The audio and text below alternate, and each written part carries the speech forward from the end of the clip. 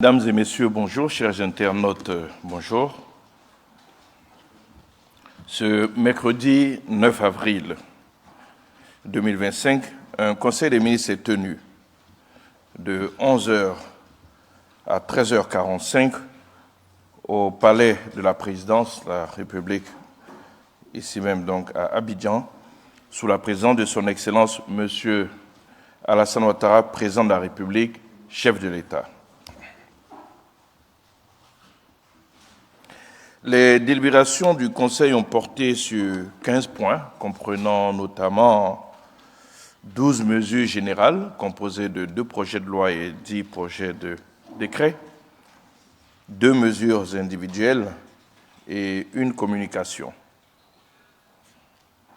Je voudrais à présent, mesdames et messieurs, aborder avec vous les points qui ont été adoptés lors de ce Conseil, notamment en commençant par les projets de loi. Ainsi, au titre du ministère de la Santé, de l'Hygiène publique et de la couverture maladie universelle, le Conseil a adopté un projet de loi relatif à la biologie médicale. Ce projet de loi vise à adapter l'exercice de la biologie médicale aux exigences nouvelles de la réforme hospitalière initiée par le gouvernement. Il prévoit les conditions d'autorisation de l'ouverture d'un laboratoire médical, tant pour les personnes physiques que morales, les règles d'exercice de la biologie médicale en Côte d'Ivoire et les modalités de contrôle de la qualité des examens et de l'élimination des déchets médicaux. Au titre du ministère de la Cohésion nationale, de la solidarité et de la lutte contre la pauvreté, le Conseil a adopté un projet de loi relatif à l'économie sociale et solidaire qui fixe le cadre général de la politique de développement de la dite économie dans notre pays. Il prévoit les principes généraux d'encadrement des acteurs, incluant notamment les sociétés coopératives, les fondations, les associations entreprenantes et responsables, ainsi que les entreprises sociales qui œuvrent à la satisfaction de divers besoins sociaux en complément des politiques sociales et environnementales du gouvernement. Ce projet de loi définit, en outre, le rôle des acteurs étatiques et prévoit des mesures incitatives au bénéfice des acteurs de l'économie sociale et solidaire afin de promouvoir et de pérenniser leur action. Je voudrais à présent, mesdames et messieurs, après avoir évoqué donc ces 2 projets de loi, aborder la question donc des projets de décret qui ont été adoptés. Je vous en ai annoncé 10. Ainsi, au titre du ministère des Affaires étrangères, de l'intégration africaine des Ivoiriens et des Ivoiriens de l'extérieur, en liaison avec les ministères concernés, le Conseil a adopté 3 décrets. Le premier décret porte sur la ratification de l'accord de prêt d'un montant de 30 500 000 €, soit un peu plus de 20 milliards de francs CFA, conclu le 13 février 2025 entre la Banque africaine de développement, la BAD, et la République de Côte d'Ivoire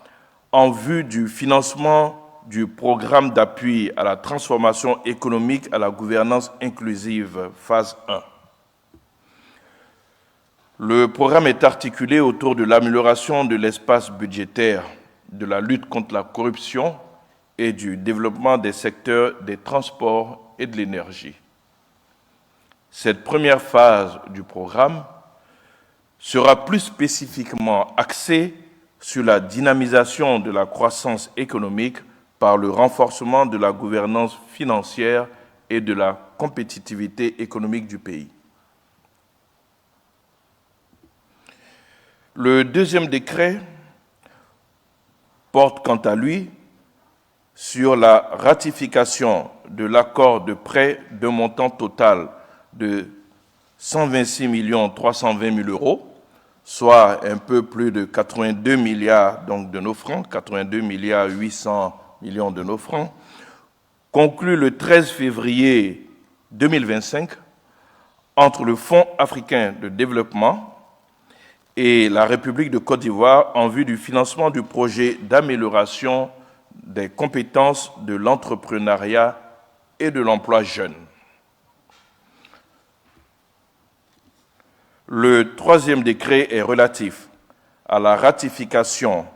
de l'accord de prêt d'un montant total de 11 millions d'unités compte, soit un peu plus de 9 milliards de nos francs, conclu le 13 février 2025 entre le Fonds africain de développement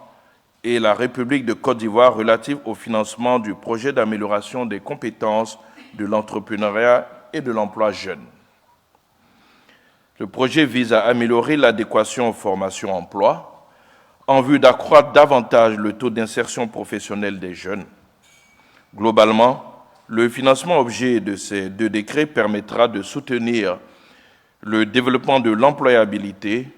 la productivité, l'entrepreneuriat et la création d'emplois décents pour les jeunes et les femmes. Au titre du ministère de la Construction, du Logement et de l'Urbanisme, et en liaison avec les ministères concernés, le Conseil a adopté 5 décrets, dont 4 portent sur la déclaration d'utilité publique des parcelles destinées respectivement à la construction de l'imprimerie nationale d'une superficie de 2 hectares 41 arts et 68 centiares, 6 à 8 Lansville, dans la commune d'Abidjan. Cette parcelle est réservée depuis les premières années des indépendances à la construction des nouveaux locaux de l'imprimerie nationale. La deuxième déclaration d'utilité publique vise à la construction de logements sociaux à Adiaké à Somlan, à Oué, Jacquesville à Krou, Songon à Yewaï, Yamsokro et Yaou, dans le cadre de la mise en œuvre du programme présidentiel de construction de logements sociaux et économiques.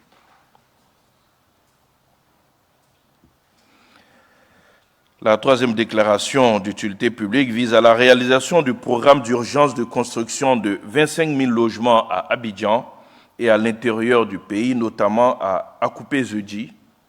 Boaké, Korogo, San Pedro, Yamsoukro et Yopougon. Ces parcelles répertoriées dans les différentes localités subventionnées sont transférées au domaine de l'État en vue d'assurer la célérité du développement des différents programmes de construction de logements prévus dans le district d'Abidjan et à l'intérieur du pays. Le quatrième décret portant déclaration d'utilité publique concerne les emprises dédiées aux travaux de protection et de végétalisation des talus des quartiers de Gbebouto et Bidjanté dans la commune d'Atekoubé. Cette mesure intervient dans le cadre de la mise en œuvre du projet d'assainissement et de résilience urbaine. À terme,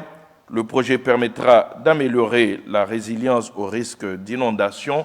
et la gestion des déchets solides dans la commune d'Atekoubé et plus largement dans les quartiers vulnérables du district d'Abidjan. En conséquence, les détenteurs de droits coutumiers, de titres définitifs de propriété sur les emprises des différents projets, les locataires ou leurs ayants droit percevront une indemnisation conformément à la réglementation en vigueur. Aussi, toute transaction, toute construction nouvelle, même précaire, tout type de travaux de nature à modifier l'état du sol portant sur ces sites sont interdits. Enfin, le cinquième décret adopté par le Conseil des ministres au titre du ministère de la Construction, du Logement et de l'Urbanisme porte création, attribution, organisation et fonctionnement du guichet unique du permis de construire et du contrôle urbain. Ce décret crée, en remplacement du guichet unique du permis de construire, un guichet unique dédié à la fois au permis de construire et au contrôle urbain qui, outre la mission d'instruction des demandes de permis de construire, de traitement des dossiers de demande ou de retrait d'agrément, est chargé de la prévention et de la lutte contre l'occupation du sol et les constructions irrégulières avec des pouvoirs renforcés. Le guichet unique du permis de construire et du contrôle urbain est conçu pour assurer une maîtrise accrue du processus de développement de nos villes et pour mettre définitivement un terme aux effondrements d'immeubles,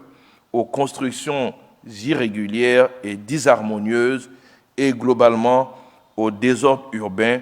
préjudiciable à l'action publique, notamment en cas de pluie diluvienne et d'inondation. Au titre du ministère du Patrimoine, du portefeuille de l'État et des entreprises publiques, en liaison avec les ministères concernés, le Conseil a adopté un décret portant autorisation de cession du terrain 6 à Abidjan Cocody Riviera 2 Golf, d'une superficie de 1357 mètres carrés, immatriculé sous le numéro 113 611 dans le livre de la circonscription foncière de Bingerville-Riviera, lot numéro 140 et 141, îlot 12, appartenant à la Banque de l'Habitat de Côte d'Ivoire, en abrégé BHCI. Dans le cadre de la mise en œuvre de son plan stratégique de développement, le conseil d'administration de la BHCI a décidé de céder certains actifs non stratégiques de la banque, dont le terrain objet du présent décret, en vue de réinvestir les ressources provenant de ces opérations dans le cœur du métier de cet établissement bancaire. Conformément à la législation en vigueur en matière de sociétés à participation financière publique, ce décret traduit l'accord du Conseil des ministres pour la cession du terrain su-indiqué à l'acquéreur, à savoir l'Office national de l'état civil et de l'identification, ONECI en abrégé, à hauteur de 650 millions de francs CFA. Au titre du ministère de la Santé, de l'Hygiène publique et de la couverture maladie universelle, en liaison avec les ministères concernés, le Conseil a adopté un décret fixant les conditions d'organisation de la surveillance dosimétrique externe des travailleurs directement exposés au rayonnement ionisant. Il s'agit de mesurer les doses de rayons radioactifs auxquels donc ces personnels sont exposés dans l'exercice donc de leurs fonctions. La surveillance dosimétrique est une exigence de radioprotection de l'Agence internationale de l'énergie atomique qui permet de vérifier les limites de doses de rayonnement ionisant fixées par la réglementation en rapport avec les doses effectivement reçues par l'organisme exposé et d'en déduire des mesures préventives ou correctives afin de garantir la santé des travailleurs. Ce décret consacre cette exigence internationale en rendant obligatoire la surveillance dosimétrique individuelle pour tout établissement exerçant sur le territoire national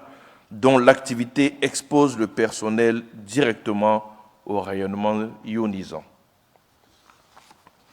Je voudrais à présent, mesdames et messieurs, évoquer, sinon aborder avec vous les deux mesures individuelles qui ont été adoptées au cours de ce Conseil. La première mesure individuelle a été adoptée au titre du ministère d'État, ministère de l'Agriculture, du Développement rural et des productions vivrières, en liaison avec le ministère des Finances et du Budget et le ministère des Affaires étrangères, de l'intégration africaine et des Ivoiriens de l'extérieur. Par ce décret, le Conseil a donné son accord en vue du renouvellement du mandat de M. Alex-Pierre Arnaud Assanvo en qualité de secrétaire exécutif de l'initiative Cacao Côte d'Ivoire-Ghana avec résidence à Accra, au Ghana, pour une durée de 4 ans. Au titre du ministère des Affaires étrangères, de l'intégration africaine et des Ivoiriens de l'extérieur, le Conseil a donné son agrément en vue de la nomination de M. Oliveira Francisco Joaquim Ancorge en qualité d'ambassadeur extraordinaire et plénipotentiaire de la République d'Angola près la République de Côte d'Ivoire avec résidence à Abidjan. Je voudrais enfin, pour finir, mesdames et messieurs, aborder donc la seule communication qui a été adoptée au cours de ce Conseil. Et elle a été au titre du ministère des Finances et du Budget. Au titre donc de ce ministère, le Conseil a adopté une communication relative à la situation des opérations de passation des marchés publics au titre de la gestion 2024. À fin décembre 2024, 5 510 marchés ont été approuvés contre 5 288 à la même période en 2023, soit une hausse de 4,2%. Le montant des marchés approuvés à fin décembre 2024 s'élève à 1 403 milliards de francs CFA contre 1 102 milliards de francs CFA à fin décembre 2023, soit une hausse de 27,3%. Les procédures concurrentielles regroupant les appels d'offres ouverts et les appels d'offres restreints représentent 66,2% du montant des marchés approuvés à fin décembre 2024, contre 61,4% à fin décembre 2023, soit une hausse de 4,8 points. Les procédures non concurrentielles représentent globalement 32,1% du montant des marchés approuvés à fin décembre 2024, contre 36,3% à fin décembre 2023, soit une baisse de 4,2 points. En ce qui concerne spécifiquement les marchés de gré à gré, ils représentent 12,7% du montant des marchés approuvés à fin décembre 2024, contre 14,8% à fin décembre 2023, soit une baisse de 2,1 points. La part en valeur des marchés attribués aux petites et moyennes entreprises, donc les PME, est passée de 45,4% à fin décembre 2023 à 34,9% à fin décembre 2024, soit une baisse de 10,5 points. Toutefois, en nombre, les PME ont obtenu 4 165 marchés contre 3 130 au titre de la gestion 2023. Comparativement à la gestion 2023, le nombre de PME titulaires de marché s'est accru de 62,7%, passant de 1108 à 1803 en 2024. Cette dernière communication a mis un terme au Conseil de ce jour et la date du prochain Conseil a été fixée au 23 avril 2025. Je vous remercie pour votre attention et je me tiens à votre disposition pour les questions éventuelles sur le Conseil d'abord, comme nous le faisons habituellement et c'est notre procédure, et ensuite, éventuellement, s'il y en avait, des questions d'actualité.